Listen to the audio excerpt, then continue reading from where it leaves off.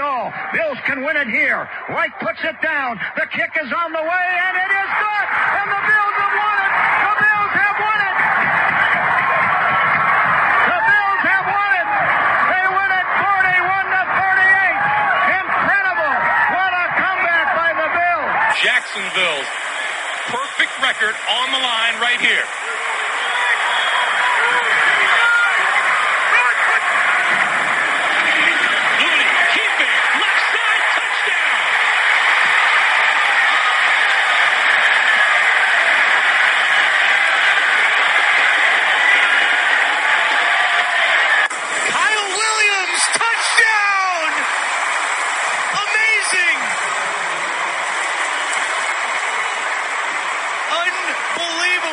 They put in Williams as the fullback, and he scores a touchdown, the 12th year defensive tackle. And the fans are all over the field. Incredible. This place is pandemonium. Before we get started, I want to address the elephant in the room. Yes, I'm wearing glasses again. If you watched last week's episode or listened to last week's episode, I wore glasses in last week's episode. And that was because, well, one, I wear glasses, but two, I didn't wear them in the 2 weeks before. And what happened in those 2 weeks before? The week of the Tennessee game, the week of the Chiefs game, the Bills lost both of those games. And as my Twitter bio states, I am not superstitious, but I am a little stitious. So I busted out the glasses last week, and the Bills won. And I'm going to keep riding that wave and riding that momentum into this week. And so I wore glasses again, and I hope it works out. I wanted to address it because I know it's a big deal. The Twitter world, the social media sphere, the NFL landscape has been talking about, oh my God, Anthony wore glasses on last week's episode. Oh my God, So I just wanted to address that and get that out of the way. Now that that's out of the way, welcome to another episode of Disguise Coverage. I am Anthony. I'm the host of Disguise Coverage. Find me on Twitter at pro__ant. That's pro 2_ANT. Give me a follow on Twitter. I'm also up for interesting trades and or cash denominations instead of follow. So payments in gold, silver, German bearer bonds, any type of thing that any type of villain is up against. If you're a Harry Potter person, I'm down for Horcruxes. That's a cool thing as well. You can find Disguise Coverage on Apple Podcasts, Spotify, YouTube, the Twitter. Rate and review and subscribe to Disguise Coverage. And while you're there, Disguise Coverage is, of course, part of the Cover One Sports Network. Give all the content creators and podcasts under the Cover One Sports umbrella a follow. Give Cover One a follow. Rate and review and subscribe to all those fine folks on the podcast. Cover One is the best content creation and breakdown and analysis of anything and everything to do with the Buffalo Bills. We are the kings in that realm. That's the intro, you guys. This episode is titled The Buffalo Bills Identity. And in this episode, we're going to get into two things. One, the first part of this episode, who the Buffalo Bills are right now, where they sit after their first 7 games, who they were, what the games have told us so far. And then in the second part of this episode, we're going to get into who the Buffalo Bills can be and who they will be, and why the next 6 games in this stretch of season will tell us who the Buffalo Bills will be in 2020. We're going to take a look at those next 6 games, break them down a little bit in terms of the matchups, what we can expect to see. And then before that, take a peek into who the Buffalo Bills are right now and what the tape has told us, what the stats have told us, and what the wins and losses have told us. As in every episode here on the live stream, I love everyone's engagement, thoughts, questions, comments, concerns, maxims, ideologies, theorems, philosophies, all that kind of stuff. Feel free to throw that into the chat. I get to as many as I can. I try to get to any and everything that I can. I love that aspect of doing the live streaming, so feel free to shoot that stuff in there. As always, I appreciate everybody. And as I mentioned in that lead-in, the first thing I wanted to get into is who the Buffalo Bills are right now as a football team. And if we're looking at it just from a numbers perspective, and we're going to start with that just to put things into context a little bit and to put some things into perspective. The Buffalo Bills right now are 5-2, first in the AFC East. They are 5th in the entire AFC, but if playoff seeding were to start today, they would be 4th based on leading the division. They have wins over the New York Jets, 2 of them. The Jets are 0-7. win over the Miami Dolphins. They are 3-3. A win over the LA Rams, who are 5-2, and a win over the Vegas Raiders, who are 3-3. Their losses have come to arguably the two best teams they've played so far. The Tennessee Titans, who are 5-1 after losing a heartbreaker to Pittsburgh last week on a missed field goal attempt that could have sent the game to overtime, and a loss to the Kansas City Chiefs, who are 6-1. Their one loss, of course, coming to the Las Vegas Raiders, who the Buffalo Bills beat. It still feels weird saying Las Vegas Raiders. I have to consciously tell myself to say Las Vegas because I keep wanting to say Oakland. It's super annoying. Looking at the Bills from an offensive perspective, holistically, again, at this point, 7 games in, they're 7th in total offensive yards. They are 4th in total passing yards, 6th in passing yards per game at 279.7. They're 26th in total rushing yards, but 29th in rushing yards per game at 97, and they're 20th in points per game at 24.9. Defensively, the Buffalo Bills, they are 22nd in total yards allowed, 15th in yards allowed per game at 359.3. They are 20th in total passing yards allowed, and they're 15th in passing yards allowed per game. 25th in total rushing yards allowed, 21st in total rushing yards allowed per game, and they're 15th in points allowed per game from a defensive perspective. Now, those defensive numbers weren't the prettiest. They're in the 20s, bottom half of the league or bottom quarter of the league in several metrics when it comes to defensive measurability in terms of yards, points, effectiveness, DVOA. They are not operating at the level, as we've discussed, as many people have discussed and noticed and theorized the reasons for. The Buffalo Bills defense has not hit at the level we had hoped that they would this year. And those numbers I just went off for the defense aren't the best, but they got tremendously better after the performance they put up against the New York Jets last week, i.e. holding the Jets to 10 points, only allowing 4 total yards in the second half, forcing 3 and out after 3 and out after 3 and out. That performance against the Jets really skewed things towards the positive for the Bills' metrics and numbers defensively, but prior to that, it was not great. And so putting those things into perspective, again, the Bills are 5-2. They have the 5th best record in the entire AFC, and that's close. The teams ahead of them only have 1 loss, except for the Steelers, who are undefeated. But I'm not completely buying into the Steelers as of right now. But the Bills are right there in the thick of things. They are an offensive football team, which I never thought I was going to say coming into this year. And not only are they an offensive football team, but they are a spread offensive football team. They have run 11 personnel, which is 1 running back, 1 tight end, and in essence 3 wide receivers. They have run that formation 75% of the time. And they've been in 10 personnel, which is 1 running back, no tight ends, 4 wide receivers, 18% of the time. This team, for all intents and purposes, whether the defense ends up getting better or not, this team is a spread offense team. They are going to line up and majority of the time, heavy majority of the time, either have 3 wides on the field or 4 wides on the field. They're going to spread you out, make things as easy as possible for Josh Allen to make some reads, throw some RPO and some bubble screens into that mix, try and take advantage of the matchup with Stephon Diggs, Cole Beasley, John Brown. But this is an offensive football team. The only issue over the last several weeks is that this offensive football team has cooled a bit offensively.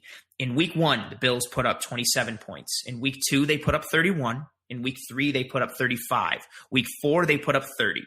All wins. Week 5, they put up 16. Week 6, they put up 17, both of those games being losses. And then even last week against the New York Jets, the Bills put up 18 points. What we've seen over the last several weeks when it comes to the Buffalo Bills offense, we're seeing a bit of a dip in execution. We saw in the Jets game in particular a lot of inefficiency when it came to the red zone, a lot of missed opportunity, an inopportune turnover for the Bills offense as well. Time after time, the Bills had chances in that game against the Jets to put them away. And we started to see things like that happen in the Titans game, much like we did in the playoff game against the Texans, where we saw the Bills have opportunities to get 7, and instead they settled for 3. So we've seen a Bills offensive team. Again, this is an offensive spread offense team that we have with the Buffalo Bills right now. That's who the Bills are right now. after these first 7 games. And with that, any type of inefficiency, especially when your defense is not performing to the level you expect and or need them to, if you're slightly off, it's going to kill you. And it's led to 2 losses in the last 3 games. And we've seen this Bills team, again, cool offensively, and it's hurt them because their defense, as we've talked about, as you've seen, as we've discussed on this show, the defense is just not up to snuff. And I don't want to continue to give the defense a pass, and I really haven't given them a pass. I shouldn't even say continue. But the Bills' defense has been banged up. They definitely have been poor in terms of their execution, what they've delivered on the field. But they've been banged up. The injury to Tremaine Edmonds, the injury to Matt Milano, who I think is the second most important person on the entire Bills defense behind Tre'Davious White. Tre'Davious White has been banged up. We've seen multiple injuries at multiple positions. Levi Wallace going down, Josh Norman going down. We've seen injuries in terms of quantity, but injuries in terms of quality. And I'm talking about injuries affecting the best players on the Bills defense. We've seen a defense that hasn't really been healthy, and they haven't had the opportunity to click as a starting unit together. But when they have had those chances, albeit a small sample size, they have not executed well. The defensive line, who I thought would be one of the best defensive lines in all of football after the free agency additions and the drafting of A.J. Epinesa, the defensive line has not lived up to expectation going into this season, especially in the run game. We're seeing a massive void, both literally and figuratively, left by Star Lotulelei. We're missing that one tech in the center of the defensive line to eat up double teams, to eat up blockers, to allow Tremaine Edmonds to roam free, to allow the linebackers as a whole to roam free. We're missing that one tech. We're seeing our defensive linemen get blown off the ball. We're blowing contain. We're seeing Ed Oliver have to face double team after double team, and that is not his game. He is a guy who's got to get penetration. He's undersized as a defensive tackle, but he's not going to be your one tech. He's not the guy to eat up double teams and plug the hole. He cannot fill that Star Lotulelei role. And all of those things coming together, the injuries, the lack of execution, the opting out of certain players, and honestly a tough schedule to start the year, has led us to seeing the Buffalo Bills be a defense that has massively underachieved at this point. I don't think anybody saw them being in the bottom third of the league or bottom quarter of the league or bottom half in a majority of metrics. We've seen some good play here and there, and you're hoping the Bills can ride that positive momentum that they established in that Jets game. I know the Jets are a bad football team. They are arguably, if not the worst football team in all of football, in all of the NFL. I recognize that. But holding any team to 4 total yards in a half, and the majority of that of the positive yardage that the Jets generated in the second half was on their first drive in the second half on a run, that's impressive. I don't care how bad the other team is. I don't care how good your team is or how good your team is supposed to be. I don't care. Holding a team to 4 total yards in half is impressive as hell. I don't care who it comes against. So hopefully the Bills can ride that momentum going forward. But if you're looking at the Buffalo Bills right now, they are a team that I don't think they're ready to beat the best in the NFL. I don't think they're ready to beat the best in the conference. The Chiefs game was close enough. The Titans game was closer than the final score indicated. But the Bills got outclassed and out-executed in multiple phases of those games. They still had a chance, though. And I think that's the positive outlook. That's the silver lining in everything with the Bills so far. Is the Bills, yes, they lost to arguably the 2 best teams on their schedule to this point. But they're 5-2, and we have yet to see this Buffalo Bills team play a complete game. I'm talking about good special teams, good offense, good defense. We have not seen the Bills put together a complete performance for each phase of the ball, but just all 4 quarters. Even the games the Bills have won, we've seen flat third quarters, or bad second halves, or bad execution in some areas.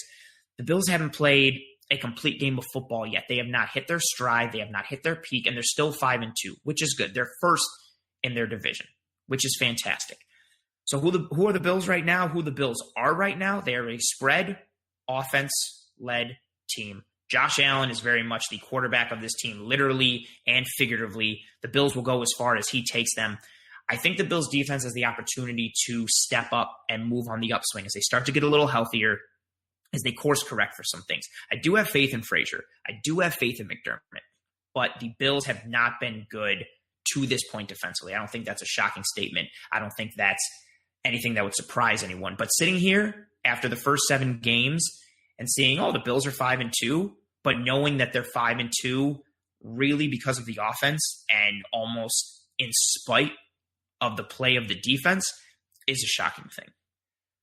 With that, again, that's who the Buffalo Bills are right now. An offensive football team that has cooled offensively, a defensive football team that has not met expectations and has not played to the level we anticipated or expected or the level that we need them to.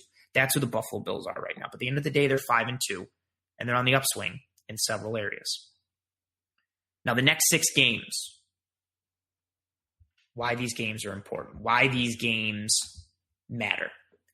The next 6 games for the Buffalo Bills, I think they're tremendously important just in terms of, their games on your schedule. But the combination of who the Buffalo Bills play in the next 6 games, the next 6 games that the Buffalo Bills have, the teams that they play in each game, each offer something different in terms of their pros, in terms of their cons, and in terms of what tests and challenges and obstacles they will provide to the Buffalo Bills. And the way the Bills perform in each of these games is going to tell us something tremendous about the Bills, and who the Bills are after these next 6 games, I feel will cement either positively or negatively who the Buffalo Bills will be in 2020. I want to get to this first comment from Scott Blakely. How are the Bills going to win with high winds and rain? It's playing into New England's strength of run. This is a very good thought for this week, for the New England Patriots game. It is Patriots week. I don't care how bad the Patriots are. I don't care how wounded they look. I don't care that they don't have Tom Brady. I don't care that Cam Newton continues to throw from a terrible platform and throw sideways and can't throw to the right, and they look discombobulated and lethargic and they're not executing. I do not care that the Pats look like crap. I don't care that they got killed against the 49ers. The Patriots are the Patriots. They're still the kings of this division. I still have nightmares because of the stupid New England Patriots. I hate them. I hate him. I will never underestimate Belichick, ever, ever, ever, ever, ever. And as mentioned by Scott, the conditions for this weekend play into New England's strengths a bit.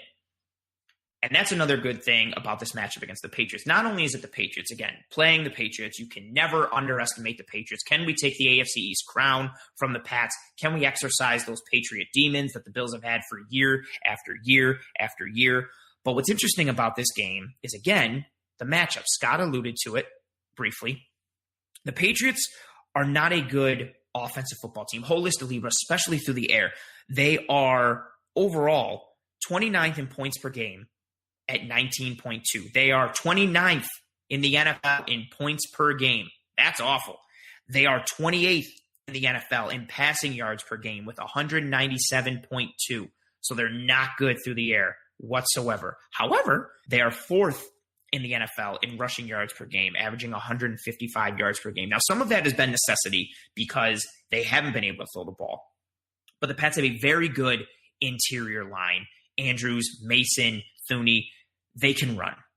The Bills' defense has not been able to stop the run pretty much all year. We really noticed it when it came to the Chiefs game. And as Scott alluded to, the conditions this weekend, it plays into New England's strength. I'm extremely excited to see what the Bills do against the Patriots. It's Patriots week, so you don't really need to get up too much for it. It doesn't take a lot to get excited to see what the Bills can do against the Pats. But what the Pats do, I think it's a really good test. One, it's the Patriots, so it's already going to be a good test. But two, the Pats are a really good running football team. And they've got Bill Belichick and McDaniels who scheme well, who strategize well. They're very good with strategery. That's not a word, but I like it, so I continue to use it. You know they're going to cook something up on offense to test the Bills' defense. It's a good matchup. I want to see what the Bills do, and especially with the conditions this weekend. This weekend, according to all the weather reports, again, high winds and rain. It is picture perfect for an old school type of October, November, fall type of old school football game. Run the ball, play solid defense. Can the Bills hold up against New England's attack because New England's going to come out and run the hell out of the ball. And if the Bills can stop it, they have a very good chance to win. I will say a positive about this. Because the Patriots are so poor in the passing game, and news came through today that Julian Edelman is out of that game. I hate Julian Edelman, but he's out. N'Keal Harry is banged up, most likely out as well. Cam has not looked good whatsoever. Tre'Davious White is fantastic.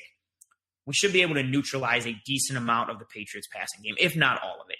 Leaving the Buffalo Bills every opportunity to stack the box, throw 8 in the box, at least 7, but most likely 8. Clog the hell out of it, run blitz as much as we can, and make Cam Newton have to beat us in conditions that do not favor the passing game and that do not favor Cam Newton and thus do not favor the New England offense.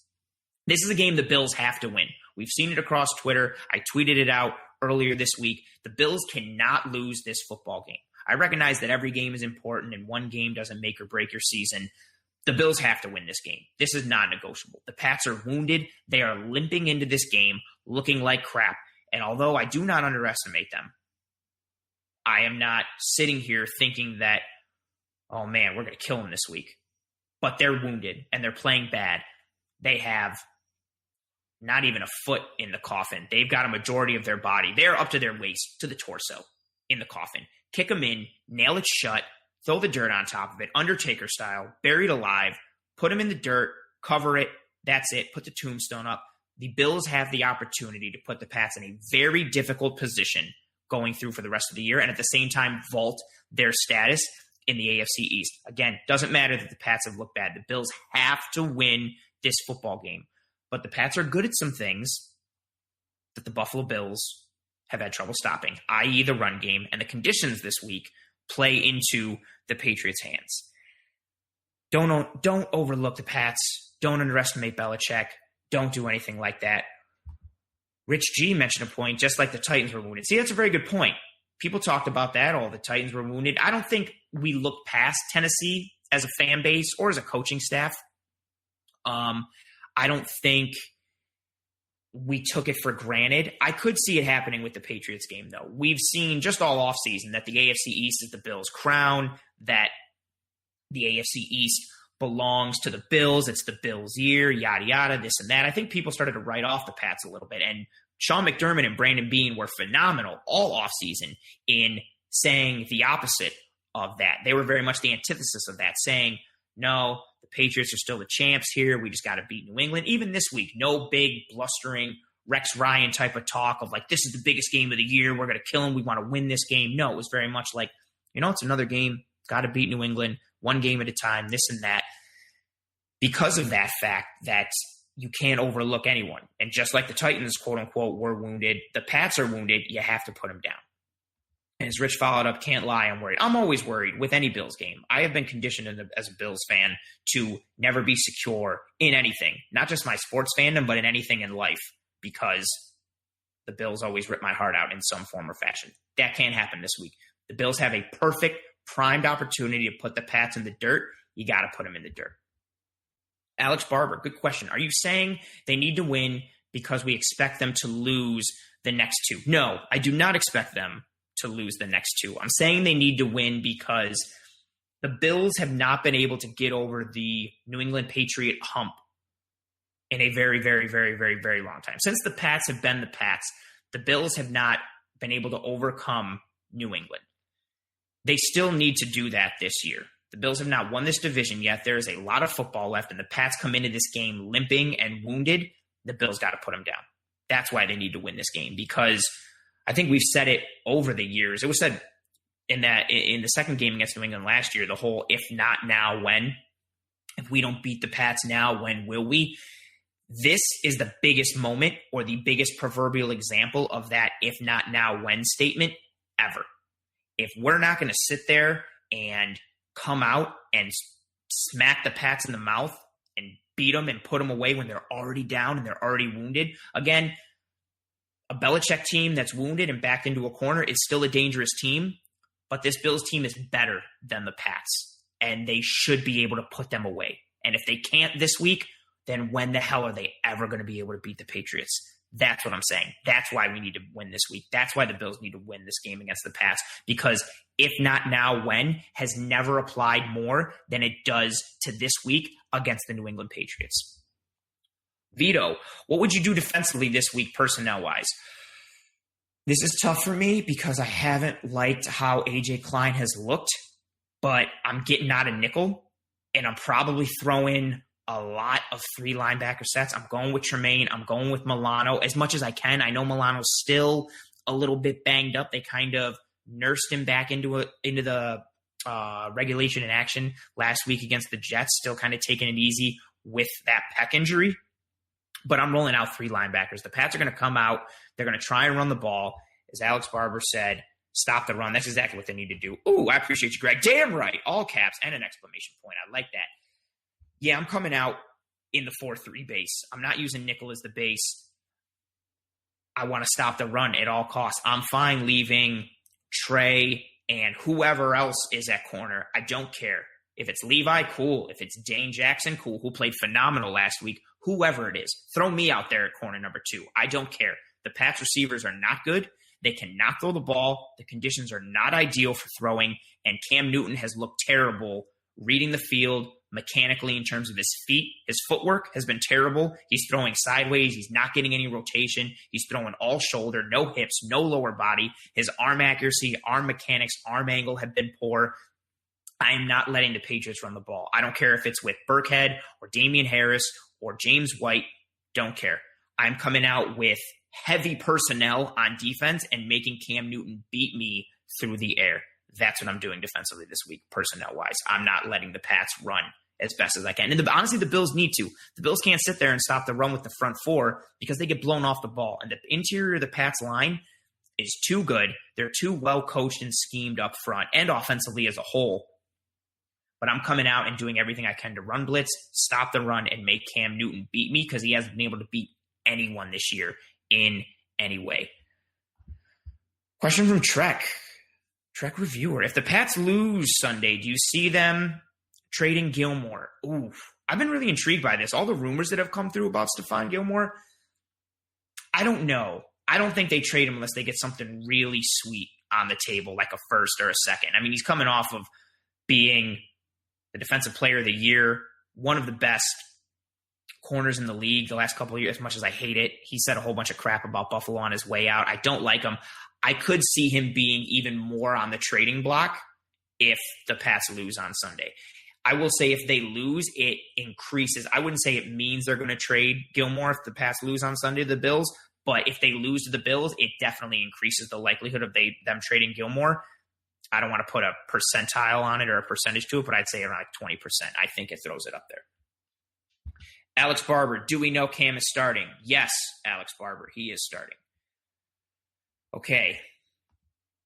So that's the Pats week. Gets me a little intense. Non-negotiable. Bills have to beat the Pats. Next up after the Pats is the Seattle Seahawks, a team that is very, very, very, very, very, very, very, very, very, very good, especially offensively. They are first in points per game at 33.8 points per game. They're averaging basically 34 points a game. They are second in the NFL in passing yards per game at 295.7, and they're still 12th in rushing yards per game at 129.5. Their defense, not so good. 23rd in points per game at 28.7. Last in the entire NFL in passing yards allowed per game at 368.7. Yikes. And 13th defensively in rushing yards allowed per game at 110.5. Let's get the all-pros out of the way. Russell Wilson, one of, if not the best quarterback in the NFL. I don't know if that's shocking to anyone because a lot of people think Mahomes and Lamar. Russell Wilson is tremendous and fantastic. Early MVP favorite in the NFL right now, and I don't think anyone's close to touching him. Bobby Wagner, all-pro linebacker. KJ Wright, who is also a tremendous linebacker. They traded for Carlos Dunlap recently to reinforce their defensive line and their pass rush, and I know Dunlap hasn't played a bunch for the Bengals, but he's still a very good pass rusher. They might have Jamal Adams back by the time they play the Bills. DK Metcalf on offense, Tyler Lockett on offense. Chris Carson, their starting running back, is banged up, but I think he's going to go when the Bills play the Seahawks. He's really good. They're a really good team holistically. I know the defense has been bad, but they've been banged up. They still got playmakers. I am tremendously excited for the Bills playing the Seahawks because inclusive of everyone on the schedule, including the Chiefs and the Titans, the Seahawks are arguably the best team on the Buffalo Bills schedule as of right now. They're definitely the best team that's left on the schedule going for the entire rest of the year. How did the Bills show up in that game? They didn't show up good against the Titans. They didn't show up good against Tennessee. They didn't show up good against the Chiefs. They didn't show up good against KC. How do they show up against the Seattle Seahawks, a team that just suffered their first loss last week in overtime, in a crazy overtime game against the Cardinals? And again, the Seahawks do things that the Bills have trouble stopping. The Seahawks can run the ball. The Seahawks can throw the hell out of the ball.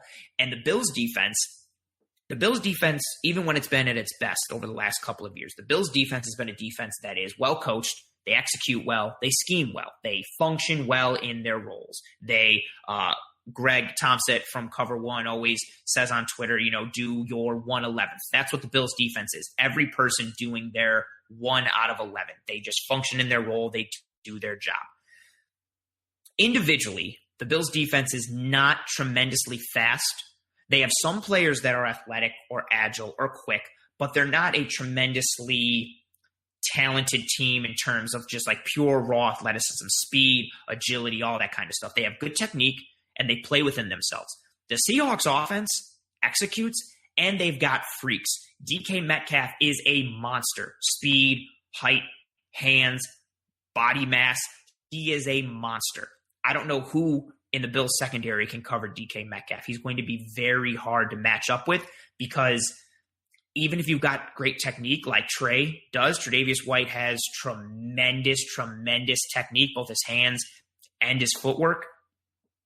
DK is so big and so strong and so fast and so tall. Sometimes that God-given ability just beats technique. That scares me. And if you're not scared of him, you're looking at Tyler Lockett, who had one of the greatest fantasy performances ever for a wide receiver last week, runs tremendous routes, has tremendous hands, great body control, great feet, smart, intuitive, has a great relationship with Russell Wilson. And even if both of those guys didn't exist, you still have to go against Russell Wilson, who, again, is arguably, if not the best quarterback in the entire NFL. But what's good for the Bills, the Seahawks defense has been very bad. Very bad defense. I love Stephon Diggs against anybody on the Seahawks defense in terms of coverage. Their corners are not good. So give me any of their corners against Stephon Diggs. I'm taking Diggs every single time. A healthy John Brown helps tremendously. I like Cole Beasley over the middle, or at the very least distracting and occupying Bobby Wagner and KJ Wright and all that stuff. And I think the offensive line for the Bills matches up good enough against the Seahawks defensive line. I want to see what they look like with Dunlap. And I know Reed is a good defensive lineman as well for the Seahawks.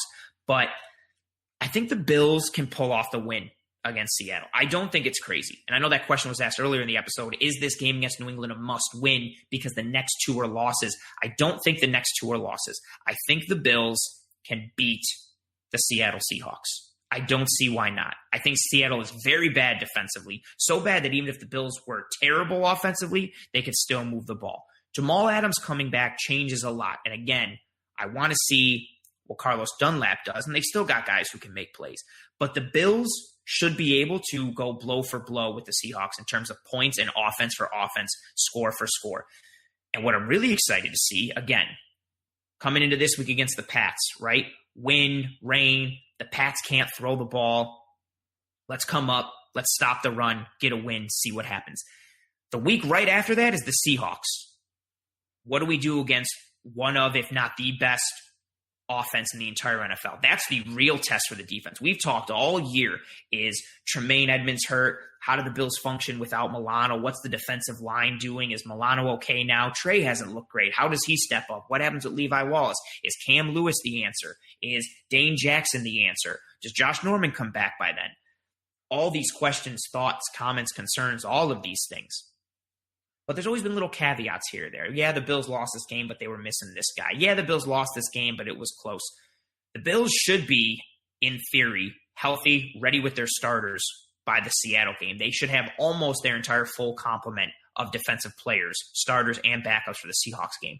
We will find out. I know there's a lot of questions still now. I have them as well about the Bills defense.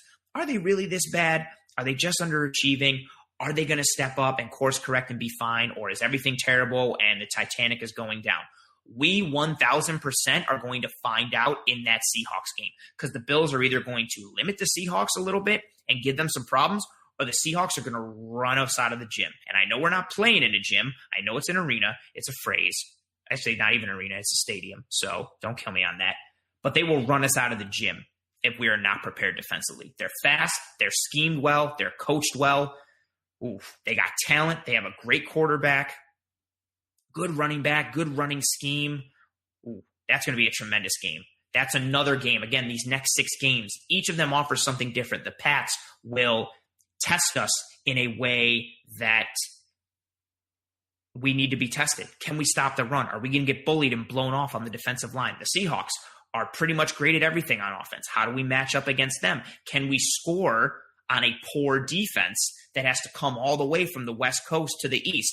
Seattle traditionally has been pretty good when coming east. But how do we do against a team like that? How do we match up? What happens? I like this from Vito. Seattle game goes to OT. Bass wins on a 40-yard field goal. I take that. Straight Bass, homie. Trek reviewer, Carolina 14, Atlanta 13. Who cares about the Thursday night game, man? I mean, you might. I have some fantasy implications in this game, so I've recorded it, and I'm going to watch it after. I'm super nervous about it. I hate fantasy. I don't know why I even play it. That's the Seahawks. After the Seahawks, again, you're going to hear my patented notebook turn because, again, I write everything down. I take notes. I write my things. I don't type them. The Cardinals are up after that. A team who will test us in multiple areas. They're a good test, but again, this is another winnable game for the Bills. The Cardinals are 9th in points per game at 29 points per game. They're 15th in passing yards per game at 258.4, second in the NFL in rushing yards per game at 160.7. Their defense, 10th in points per game allowed at 20.9, 19th in passing yards per game allowed at 247.3, 25th in rushing yards per game allowed at 131.1. Everything with the Cardinals starts and ends with Kyler Murray, just like my fantasy team does. He's a dark horse MVP candidate. He looked great against the Seahawks defense, but again, the Seahawks defense is terrible, but he got to show out on Sunday Night Football. He's done very well. A large part of why why the Cardinals are a very good running football team is because of Kyler Murray. He scrambles. He has design runs. He has great escapability. He's a very good quarterback. DeAndre Hopkins, Bills fans know him all too well. He's someone that Trey has contained pretty well when he and Tre'Davious White have lined up against each other, but Hop always seems to make some kind of play that tips the scales in favor of his team. He did it in the regular season game against the Texans in Allen's rookie year with getting the touchy. He did it in the second half of the playoff loss to the Texans last year. We know Hop all too well. Christian Kirk can fly at receiver for the Cardinals. Chase Edmonds, who will most likely be the starting running back at that point because Kenyon Drake is out, is a very good all-around scat back type of back. And he's looked good when spelling Kenyon Drake. They have a very good offense. They have speed and versatility everywhere on offense. They still have Larry Fitzgerald, who can still get it done, still has arguably the best hands in the NFL. They're going to present a good test for the Bills defense because of their speed, because of their athleticism, because of the uniqueness of their offense. How do the Bills do? Can we run down Kyler Murray? Can we make him stay in the pocket and try and beat us with his arm? And if he does try to beat us with his arm, are we able to not break zone integrity and give Hop all this space over the middle? Do we let Christian Kirk beat us deep? Do we let Fitz eat over the middle? Do we let Andy Isabella get some stuff in the middle? The Cardinals got weapons for days. They scheme really well on offense. That's an interesting matchup for the Bills defense. Defensively for the Cards, I know they haven't looked great. They still got Patrick Peterson, who's still a very good corner in the NFL, and they have Budda Baker, safety for the Cardinals, someone that I desperately wanted in the draft a couple years ago for the Buffalo Bills. He's playing at an all-pro level. He plays like Tyrann Mathieu. I don't even want to say Tyrann Mathieu light because that would be disrespectful to Budda Baker. He's killing it. He can cover. He can support the run game. He's tiny, but he can function around the line of scrimmage, in the slot, nickel. He can drop deep. covering the flats. He can run blitz. He can QB blitz. He does so much, and he is a tremendous chess piece. He plays the safety position almost like Troy Polamalu did for the Steelers back during their really good run in the Ben Roethlisberger days. Budda Baker's tremendous. Chandler Jones, their best pass rusher, former New England Patriot, one of the best pass rushers in the league. He is out for the year, so we don't have to worry about that. They do have Jordan Phillips on the defensive line as well. But what I like about this game, again, another test in a different form. Kyler Murray and the Cardinals offense will stress the discipline and the athleticism of the Bills defense. And the Cardinals defense, speed, athleticism, versatility as well, but they can be scored on. But they're going to make some plays. They're going to force you into creating some turnovers. How does the Bills offense adjust? How does Josh Allen look in that zone? Can Stephon Diggs beat Patrick Peterson? Or how does John Brown look against Drake Kirkpatrick? What do we see in the matchup against the Cards D? Either way, it tells us more about who the Bills will be in 2020. It continues to add to that picture. Next up for the Bills after the Cardinals is the Los Angeles Chargers. Basically what they do is going to be not the same as the Cardinals, but a la the Cardinals. They are a team that will test the Bills in multiple areas. They've got speed. They've got athleticism. They do have a rookie quarterback, though. Justin Herbert has looked very good. Offensively for the Chargers, they are 21st in points per game at 24.8. They're 5th in passing yards per game at 281.3. And they are 13th in rushing yards per game at 124.5. Defensively, 18th in points per game at 25.7, 23rd in passing yards per game at 253.2, and they're 14th in rushing yards per game allowed at 113. Their defense has been banged up. Bosa and Ingram have been hurt. They lost Derwin James, who it's a shame. He is one of the most impactful players in the entire NFL, regardless of position. Tremendous safety. They still have Nasir Adderley, who is a very young safety who I like a lot coming out of college, and I still like now. Casey Hayward's a good corner. They've got good playmakers and good quality talent at multiple levels on their defense. They get pressures. They get sacks when they're healthy. They're a team that, again, present another unique test. How does the Bills offense stand up against the Charger pass rush? How does the Bills wide receiver core and weaponry match up against the Chargers secondary? They also have Desmond King, terrific slot corner for the Los Angeles Chargers, someone that Bills Mafia, myself included, have wanted the Bills to trade for the last several weeks, depending on what he costs. Chargers, I know their record. They're not great, but they're better than people think. And Justin Herbert has killed it. He's killing it in fantasy, killing it in real life. Keenan Allen, when he's healthy, one of the best route runners in the NFL. He's right up there with Diggs. Tremendous hands. Guyton has looked good. Their running game and offense as a whole has stalled a little bit without Austin Eckler, but they're still managing to get it done. Their offensive line isn't anything to write home about, though. But again, an offense that presents a unique challenge for the Bills defense. How do the Bills deal with elite playmakers? How do they deal with a rookie quarterback who's riding in hot? The Bills should be able to mess up Herbert, mess up his rhythm, get home a little bit because that Charger offensive line is nothing to write home about. Get some pressure, force him into some mistakes. But again, it's a team that's going to come in prepared. Anthony Lynn, Chargers coach, former Bills coach. They're going to be prepped. They're going to be ready. It's going to be another interesting challenge that, again, continues to tell us who the Bills will be. After the Chargers, Bills got the 49ers. I want to throw out the 49ers game against the Dolphins. I know a lot of people saw it, and the Dolphins killed them, and a lot of people started saying, oh, well, the Niners game is going to be cake. We don't have to worry about the Niners. They're terrible. False. Do not think that. They are getting healthier. They are still a good football team. They are a team that we cannot take lightly. We have to go west to play them. I think it's beatable. As Trek mentions here, I think we can beat San Francisco and the Pittsburgh Steelers. Pittsburgh, who I will get to shortly. I think so too. I think we can beat the San Francisco 49ers, but it's going to be tough. The Niners, 16th in points per game with 25.9, 21st in passing yards per game at 244.9, 8th in rushing yards per game at 137.7. Their defense, who everyone's talking about is having a down year and is terrible, they're 5th in the NFL in points per game allowed at 19.4, 3rd in the NFL in passing yards per game allowed at 203.3, and 9th in the NFL in rushing yards allowed per game at 106.3. They have been killed by injuries this year as a team. They got murdered by that sticky turf in the Meadowlands. Their whole team went down. Kittle got hurt. Garoppolo got hurt. Raheem Mostert, their starting running back, got hurt. But they are still a very good football team. Warner is one of the best linebackers in the NFL. Quan Alexander, even Greenlaw, their third linebacker technically, is still a very good functioning linebacker, especially in that defense. They're well coached. They're well schemed, as are all of these teams that the Bills will play in the next 6 games. Kyle Shanahan's a good coach, except when it comes to the Super Bowl, because he just can't get it done there with the Falcons as an offensive coordinator and with the Niners last year. But they're a good team. They've had a ton of injuries at key positions, and they've had a ton of injuries in terms of quality and quantity. Again, overall, in terms of how many people have gotten hurt, but the people that have gotten hurt have been key, important people, and they're still finding a way. Do not underestimate San Francisco.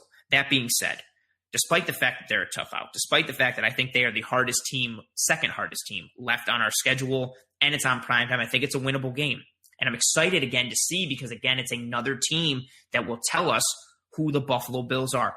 Going to San Francisco to play the defending NFC champions on Monday Night Football in their house when they should be a lot healthier than what they have been in the first part of the year. Garoppolo will be all good by then. Kittle will be even better by then. Mostert should be better by then. Their defense is going to continue to get healthier. Although they've lost a lot. They've lost Bosa. They've lost multiple people on the front line, on their defensive line, but their attack hasn't suffered too much. This is not a team we can look past. I know a lot of people have been saying it once they lost to Miami that, oh, God, this is going to be cake. We got the Niners. Do not underestimate the San Francisco 49ers. They are still a good football team. After that, the last of this 6-game stretch, the last of this next 6-game segment that we're rolling here on Disguised Coverage. Pittsburgh Steelers. They're 6th in points per game right now at 30.5 offensively. They're 23rd in passing yards per game at 229, 11th in rushing yards per game at 129.7. Their defense, 6th in points per game allowed, 19.7. 6th in passing yards per game allowed at 217.5. 2nd in rushing yards allowed per game at 68.8. I know the Steelers are undefeated. I know the numbers I reeled off there are pretty good. I'm not sold on the Steelers. They've played some very weak teams. I know they beat Tennessee last week, but I'm not sold completely. I want to see what they look like against Baltimore. I will say that their defense is good, especially up front. Their edge rushing combination of TJ Watt and Bud Dupree are tremendous off the edge. They will give the Bills defense problems, the Bills offense problems. They gave us problems last year when we played them on Sunday night. Minka Fitzpatrick seemed to revolutionize and completely change the mind frame of that Steeler defense when he was traded there from Miami last year. He's contributed to a lot of takeaways for that defense. Devin Bush being out for the year and tearing his ACL, that hurts that Steelers defense. Again, this is another game that I think the Bills can win. I don't think the Steelers are as good as their record shows. Their defense is real. That's a real D. They get takeaways. They lead the league in pressures and sacks. Again, a lot of that is J.J. Watt and Bud Dupree. Cameron Hayward is great. They're a good defense, but their secondary can be beaten, especially at the corner position. I don't think they have a corner that matches up well with Stephon Diggs. I don't think many teams have a corner that matches up well with Stephon Diggs because he's tremendous. I think we can beat them, but they have a good offensive line, good weapons. Roethlisberger's still a smart veteran quarterback.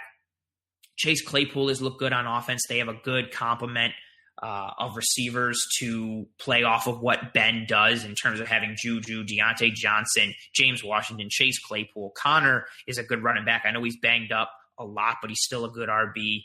And their defense creates takeaways. They score defensively. They cause havoc. They're very reminiscent of the Blitzburg defenses that we've seen in their heydays. They're doing good things, but they can be beaten.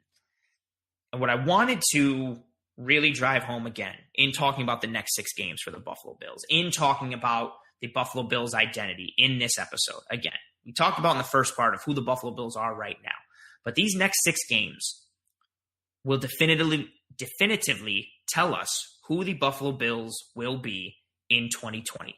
These next 6 games, they play a mix of really good football teams, a great football team, and even the teams that they play that are the more winnable games or the teams that they play that are bad. They still present unique challenges. The Bills' defense is going to get tested very much over these next 6 games in a variety of ways. It starts with the Pats this weekend. Can we stop the run?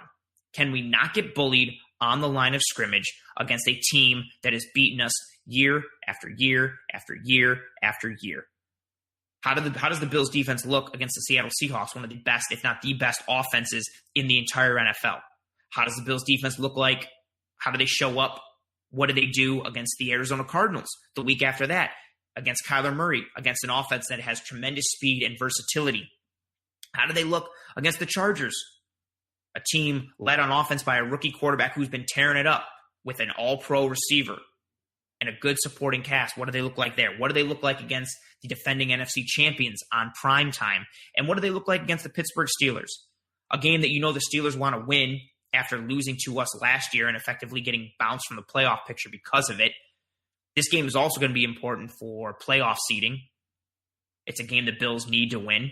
And then that's just the defensive side of the ball. Offensively, Bill Belichick schemes up things really well. We know Allen, he hasn't struggled with the zone, but the Bills' offense has not been the same in terms of point production and yardage total since teams started playing them with a zone that does not allow the Bills to beat them over the top. Granted, this has also coincided with John Brown being out, which it's easier to stop the Bills from getting over the top when John Brown's not there. But the Bills' offense, Belichick can scheme them up. We don't know. I saw somebody said something to me on Twitter. I wish I could have remembered who it was, that we could see some crazy defense against the Pats this weekend where they only rush 2 and drop 9 or something weird, like rush 1 and drop 10 or rush 11 and see what happens. The Pats cannot be underestimated, and that's going to be a test for the Bills' offense. And then you got the Seahawks, a defense that is not good and has not played good, but they've acquired some reinforcements and they're getting a little healthier, and they've still got some studs on that defense. Can the Bills go blow for blow with the Seahawks? I think it's easier for them to do that against the Seahawks than it was and is against the Kansas City Chiefs. And then again, the Cardinals, an athletic, speedy, versatile defense. How do the Bills show up on the road against that defense? How do they show up against the Chargers, a team that can get pressure and can get sacks? They're going to be healthier. Melvin Ingram came back. He started to get a little healthier. Bosa, I think he's still going to be banged up by the time we play the Chargers, but they can rush the QB and they can get after it on defense. They're another defense that is filled with speed. The 49ers, enough said, defending NFC champions. Really great team all around. Well coached, execute well. Their backups are good on both sides of the ball. How do the Bills' offense show up against a top-level defense on primetime? And then the Steelers. Again, Bills' offense, Steelers' defense. Steelers' defense creates havoc. They blitz. They do a lot of mixed fronts, a lot of mixed coverages. They make it tough on QBs. They make it tough on the running game. That's also another thing I want to see over these next several games. The teams that the Bills play, especially the Seahawks, actually, I shouldn't even say especially the Seahawks. Just in general, the teams that the Bills play over these next 6 games. What does the Bills' running game look like? Feliciano is back this week. In a perfect world, he ignites the Bills' run game, and we get to see more out of it because we're not seeing it right now. The Bills are bottom, close to being the worst in the league when it comes to running the football. We have not seen good yards per carry or takes from Singletary and from Moss. What does the Bills' running game look like? Because, again, they're going to get tested. They're going to play good defenses in these next 6 games that if we can't run the football and defenses are just going to sit there and be like, okay, let's not get beat over the top. Let's make Josh Allen be patient and beat us 7 to 11 yards at a time for touchdowns, and we'll see what happens. Because we haven't done that in the last 3 games. Even when we've gotten down into the red zone, we've had to settle for 3. Or we haven't even gotten to the red zone. We've looked a little off on offense. How does Allen do taking what the defense gives him, carving someone up, death by 1,000 cuts? Can we do that? Or are we still going to go for the big play because teams aren't going to allow it? And if we can't run the ball, it makes it that much harder to execute in the passing game, even for a spread offense-led football team like the Buffalo Bills currently are. And that's this episode of Disguised Coverage, you guys. That's the Buffalo Bills identity. I want to thank everybody who watched this episode live or watched it after it went live, who listened to this episode on the multitude of platforms it is available on. I want to thank everybody for commenting and engaging with me in this episode. As I always do, I want to thank everybody for all of that. I'm tremendously grateful for anybody and everybody that supports this show.